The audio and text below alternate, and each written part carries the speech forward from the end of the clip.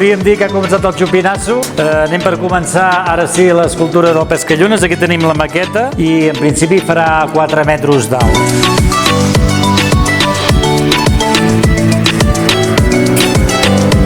Si teniu ganes de saber-ne més, si teniu ganes de veure el procés, teniu ganes de veure com va creixent, setmanalment us anirem informant de per on passem. Ens veiem.